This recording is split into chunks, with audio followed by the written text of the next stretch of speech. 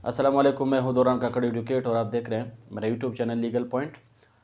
जैसा कि पहले वीडियो पे मैंने बात की थी, इसमें हमने ये समझा था कि बैंक अकाउंट किस तरह से बंद होना स्टार्ट हो गए हैं और एपीआर ने बैंक अकाउंट पर किस तरह काम करना स्टार्ट कर दिया है।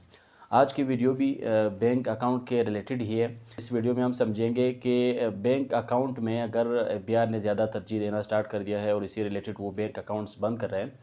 तो अपने अकाउंट में कितने अमाउंट रख सकते हैं, अपने अकाउंट में ट्रांजैक्शन किस हद तक हम कर सकते हैं, क्या विड्रॉवल कम करना चाहिए, डिपॉजिट अमाउंट कम करना चाहिए, अपने डेबिट कार्ड से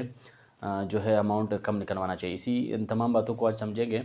वीडियो बहुत अहम और दिलचस्प है, इंटरेस्टिंग भी है, ख़ास तौर पर उन लोगों के लिए जो कि कारोबारी लेन देन के हवाले से या अपने और कामों के लेन देन के हवाले से वो जो है बैंक के ट्रांजैक्शन पे बहुत ज़्यादा इंतज़ार करते हैं और उनको ख़तरा है कि ऐसा ना हो कि बिहार मुझे भी नोटिस भेजे और मेरे अकाउंट को भी ब्लॉक कर और मेरे लिए परेशानियाँ स्टार्ट हो जाए। तो वो हज़रात वीडियो को ज़रूर देखें, बाकी व्यूवर्स की नॉलेज के लिए भी बहुत अहम वीडियो है, लिहाजा इसको पूरा से नहीं और उसको स्किप ना कीजिए। साथ में अगर आप मेरे यूट्यूब चैनल पे नए हैं, आपने अभी तक सब्सक्राइब नहीं किया, तो काइंडली चैनल को सब्सक्राइब करें ताकि इसी तरह दिलचस्प और अहम वीडियोज़ का नोटिफिकेशन आपको बर वक्त मिलता रहेगा। तो चलते हैं टॉपिक की तरफ। जैसा कि आपने सुना होगा, आपके नॉलेज में भी ये बातें आ गई होंगी कि बिहार ने बैंक अकाउंट्स को बंद करना स्टेप वाइज स्टार्ट कर दिया है।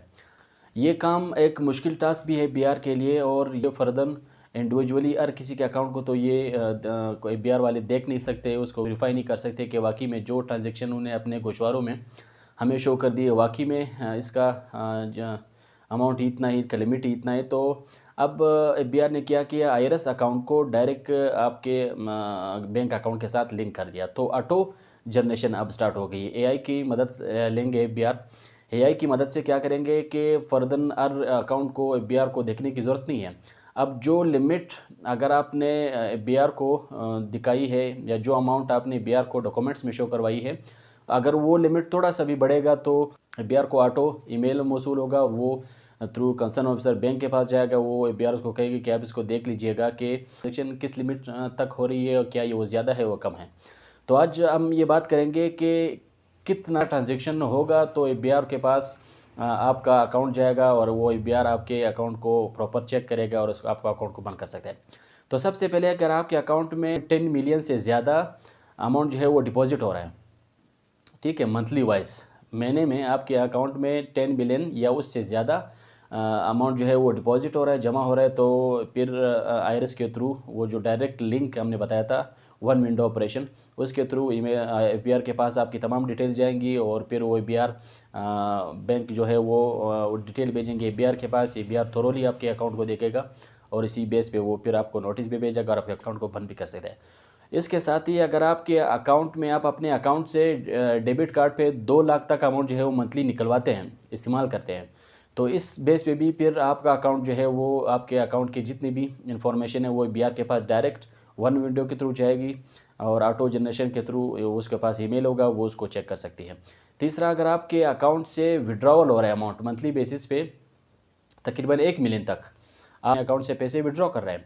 तो इसकी बेस पे भी फिर एफबीआर के पास इंफॉर्मेशन आपकी जा सकती है। चौथा, अगर आपके अकाउंट में प्रॉफिट आ रहा है, ठीक है, आपने इन्वेस्टमेंट के थ्रू आपके अकाउंट में प्रॉफिट, आप किसी भी थ्रू आप प्रॉफिट रिसीव कर रहे हैं, तो ये एफबीआर के पास जाएगी। एफबीआर इसका जांच पड़ताल करने के बाद कंसर्न ऑफिसर को इसको देखेगी, उसको बताएगी कि आप किसको चेक करें। ज़रूरत एफबीआर को पड़ी कैसे और एफबीआर ये काम अब स्पीडी क्यों कर रहा है। पहले एफबीआर के पास इतने टूल्स नहीं थे, वो इंडिविजुअल किसी का अकाउंट को अलग अलग चेक नहीं कर सकते थे, ये काम एफबीआर बिल्कुल नहीं कर सकती थी। अब चूँकि एआई आ गया है और साथ में बहुत सी डिपार्टमेंट जो है वो हेल्प कर रही है एफबीआर की, तो इसमें ख़ास तौर पर बैंक और इसमें साथ में जो लैंड रेवेन्यू डिपार्टमेंट है वो भी बताएंगी कि इस बंदे का जो आपका टैक्स पेयर है,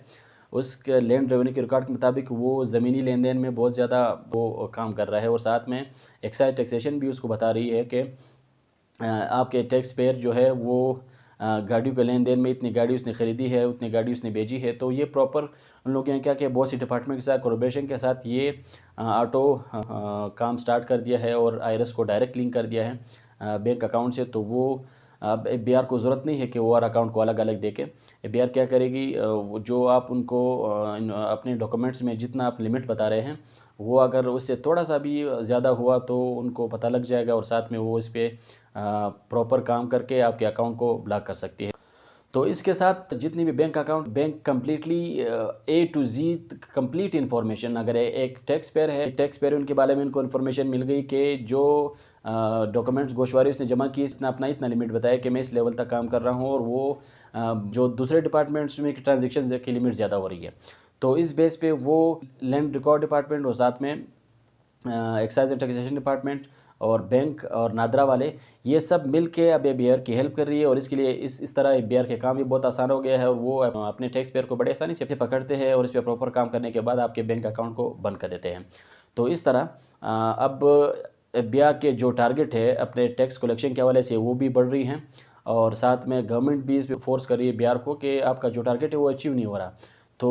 हर बजट के आने के साथ साथ एबीआर को टारगेट भी दिया जाता है और उसी टारगेट के बेस पे एबीआर जो है वो काम कर रहा है। तो अब मुझे लगता है कि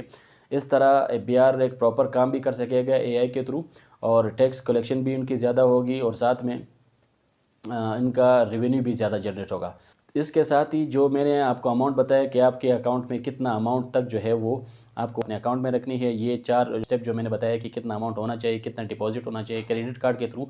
कितना अमाउंट आप निकाल सकते हैं। तो इन चीज़ों का ख़ास ख्याल रखें अगर आपने एफबीआर से बचना है। साथ में आप ये भी कोशिश करें कि आप जब अपने रिटर्न जमा करवाएंगे तो डॉक्यूमेंट्स ए टू ज़ी आप उसका ख़ास ख्याल रखें और जितना आप कारोबार करते हैं उसी हवाले से डॉक्यूमेंट्स में इसको फिल करवाएं ताकि फिर आपके लिए फ़र्दर कोई मसला ना पैदा हो। तो ये एफबीआर ने अभी भी एक्टिवली काम स्टार्ट कर दिया है, तो इन बातों का ख़ास ख्याल रखें। तो इंशाल्लाह इसी तरह दिलचस्प और अहम वीडियो के साथ फिर आपकी खिदमत में हाज़िर होते हैं। तब तक के लिए आप अपना ख्याल रखें। अल्लाह हाफ़िज़।